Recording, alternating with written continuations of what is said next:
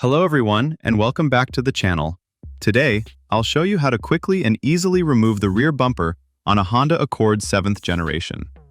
Let's start with the side of the vehicle. First, remove the mounting bolts located on the side of the bumper.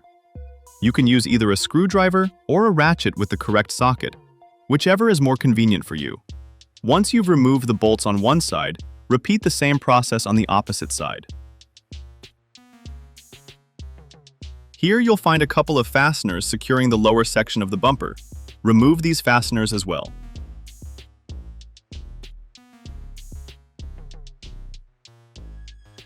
After that, carefully pull the bumper toward you. It is clipped into side guides, so you may need to apply a little force to release it from the mounting rails. Now open the trunk.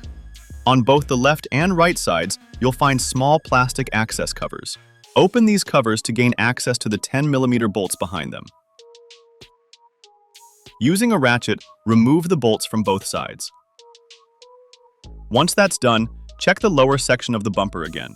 There may be additional screws or fasteners connecting the bumper to the lower part of the vehicle. Remove those as well.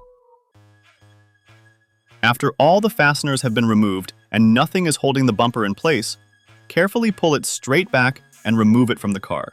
If your vehicle is equipped with parking sensors or license plate lights, make sure to disconnect any electrical connectors before completely removing the bumper.